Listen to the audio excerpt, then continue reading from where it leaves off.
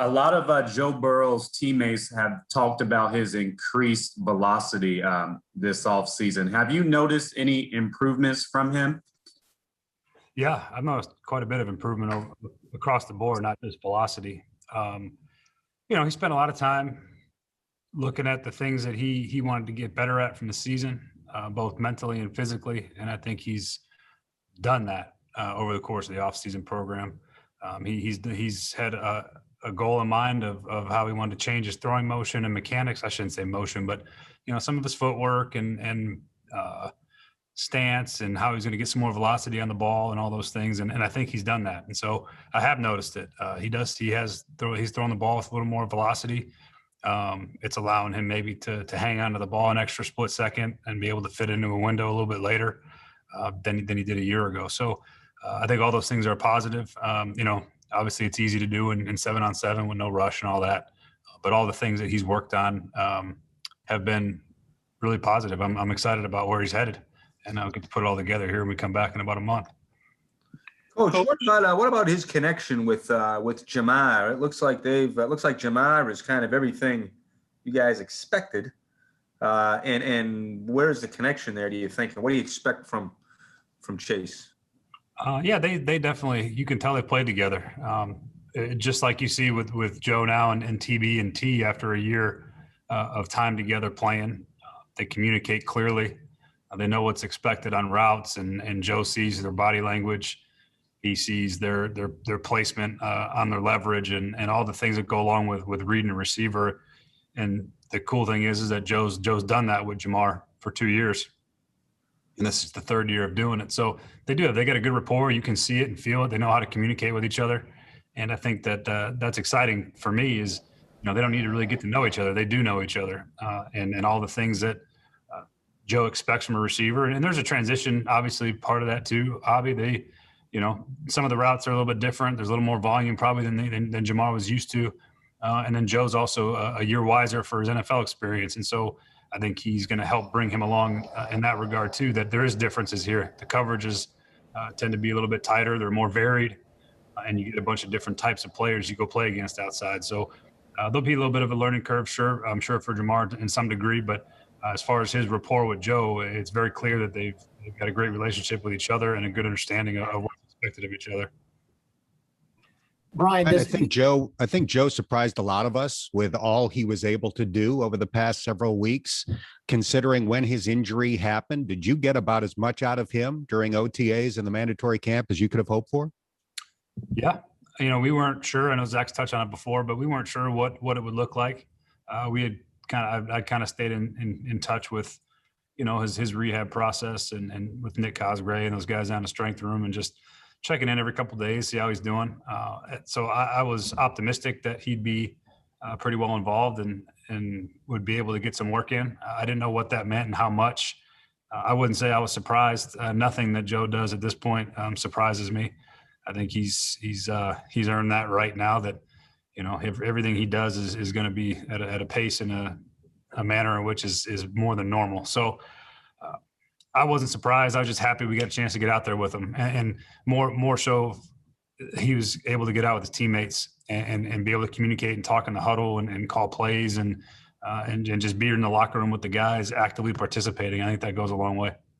Coach, when you look at Jamar Chase's athletic ability and what he can do, is he giving you an opportunity to use more of your playbook, or is he giving you the opportunity to add to the playbook? Probably both.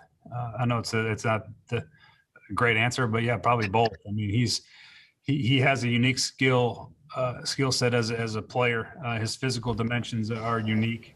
He's not a big and tall guy. He's only a 6'1", but he has got real strength and real play strength and real explosiveness.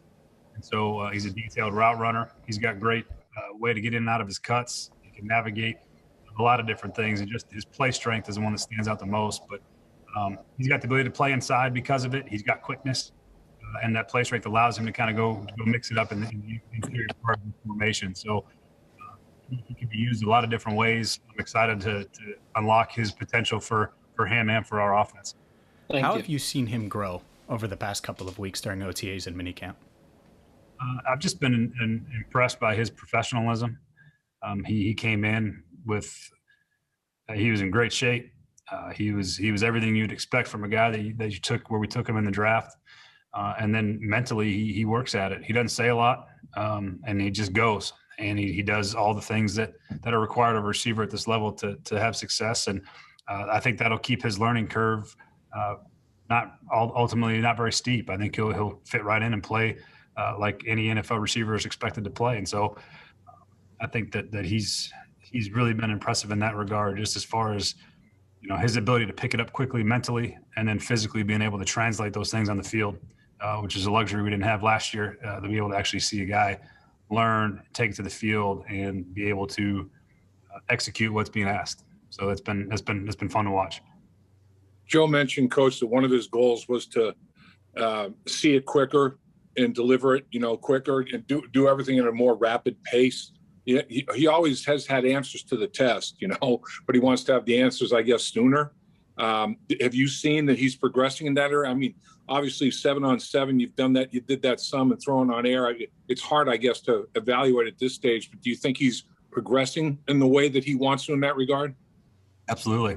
I think what's good for Joe is, he got a chance to kind of try out some new things as you finish your first season. There's a lot of learning that goes on, as you well know, that things that you didn't even know you didn't know. And right. he's definitely taken a very, very measured approach to how and what he wants to get better at, and he has. And we'll see the fruition of it when it comes time to play, and we still got plenty of time before then. So to see him attack the offseason in that manner, from the mental side of it, was fun to watch. He's always asked the right questions, but now he's got experience behind those questions, and so the things that he's improved upon, again, I think we'll see come to fruition over the course of training camp and into the season. But I've really been impressed with the amount of detail he's had to his offseason and the things that he wanted to get better at and how he wanted to do it. Brian, what have you seen from T. Higgins? Because Joe said yesterday he expects a pretty big year from him going into year number 2, not only Joe being a second-year NFL player, but T as well. And how, with what you've been able to add on offense, how big of a role could T play? T's going to play a huge role. I think he's got every trait to be a top-level receiver in this league. Obviously, a great rookie year and a great start to his career so far. The key is going to be to take the sophomore jump instead of having a sophomore slump, But I think what's been unique about T's is in the same manner that Joe had the experience. Now, T's had a year of playing against NFL DBs and playing the grind of a regular season and the kind of shape you have to be in and the kind of strength you have to sustain over the course of 16 games plus a training camp. And he came back strong. He looks great physically. He put a lot of work in the offseason between the time we ended the season until the time he came back to change his body. He's more explosive. I mean, went back and watched some stuff the other day and look at his routes on air right now.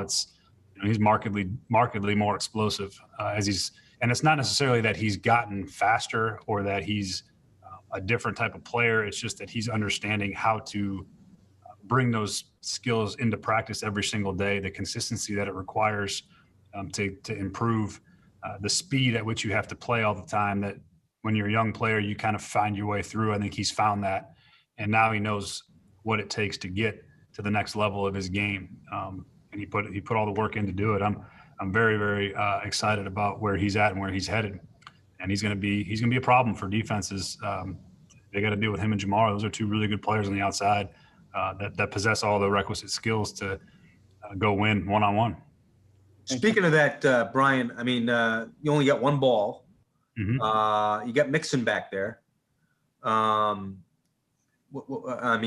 know it's too early to say this guy gets that and this guy gets that. That's obviously ridiculous. But how do you look at is he just a point guard and he's just who's ever open is? For the most part, I think that all the really good quarterbacks function in that manner, where they just distribute the ball and they get the ball to the guys that are open in the scheme. And we have lots of ways to get guys the ball, get guys open. There's plenty of touches to go around. And ideally, if you're really, really humming on offense, you're going to get a bunch of possessions and a bunch of plays run. And so there's going to be opportunity all around. And the good thing is that maybe if a guy doesn't have a good game one game, he has the next week he has a big game. And so I think it's kind of a long range view. It's one of those things that you look at the end of the season and you see how it all got distributed. But we're going to throw it to the open player, and we got a bunch of good ones we think that can get open. We'll find ways to put guys in position to go win matchups, find ways to get guys in the formation where they cause a problem for a defense. And at the end of the day, the quarterback's going to go through his reads and his progressions and find the guy that's open. We've talked a lot about your passing game. We haven't talked anything about your running game. Is there an effort to try to improve in that department? This offseason, you guys have struggled to run the football the last few seasons. Yeah, it's been a major focus for us. Hard to get a lot of running game work in the manner that we have our OTAs set up. It's been more about with Frank coming in, new techniques for those guys, new maybe not new for some of them, they were with him before, but just the hand placement, the technique, the communication, those things are a part of it. But the real work in the run game comes when the pads come on in training camp. But yeah, I mean, as a coaching staff, we've spent a ton of time on the run game. We've made our fair share of adjustments and changes to things that we think will improve it. Having Joe healthy for a full season will help too. He was on a good pace last year while he was healthy, and he's a defenses don't like playing against him because he's big and strong and he's hard to tackle. And I think that having that guy back there with the ball makes the run game better, just having him back there. But I do think that the run game is a huge emphasis for us. I don't know that we're necessarily going to have to lead the league in rushing, but we got to be a whole lot better than we've been. It'll create better balance. It'll keep us on schedule more. It'll open up more of the playbook when it comes to, when you get into more manageable situations and you're in 2nd and 4, 5, and 6, and you kind of have all the playbook at your disposal with the play actions and the screens, and the run game and the drop back game. You start getting in 2nd and 9, 10, 11. Now you're pigeonholing yourself in the mostly drop back pass world. So the running game only can help all of it, really. So not a real big focus in the spring. It's been more of a passing camp type mentality because of the rules in place and the limited teamwork. But the training camp will be a heavy run emphasis for us. Sticking with that area, what have you seen from Chris Evans and Puka Williams? I know you probably haven't seen a ton, but what have you seen and what are your expectations for them between now and camp? Just to keep progressing and be ready when it comes time to play. Those guys are going to be in a spot now where they're going to get some preseason reps, and you're going to be able to see them play against competition with pads on and live tackling. It's really hard to get a feel for running backs any other time outside of that, because their value comes when they can break tackles and make people miss when they're really trying to bring them down. So the preseason games will be really big for those guys. As far as their skills, Chris has got really natural hands. I've never been around running backs like him that catch so naturally. He's well put together physically. I'll be fun to watch him run the ball, I think, when you actually have pads on. And Puka's got legitimate speed and quickness. And he's got some unique skills that could translate to some other things for us. So just kind of see those guys in pads is the most important. But excited about them. I think those guys both have arrow up trajectory on where they could be come September. Last one. Following up on Frank, you've been around some great offensive line coaches between your dad and some of the staffs that you've been on. Has anything about him caught your eye or caught your ear so far?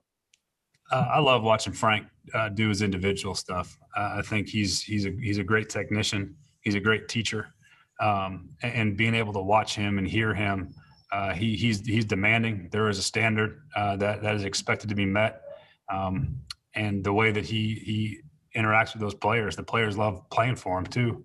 I think they've been excited about it, even though it's not an easy task. Going to practice with Frank every day isn't easy for those guys. He works them hard. And it's not necessarily always fun, but they respond well to it. And I think his detail is outstanding, and he's got a great energy.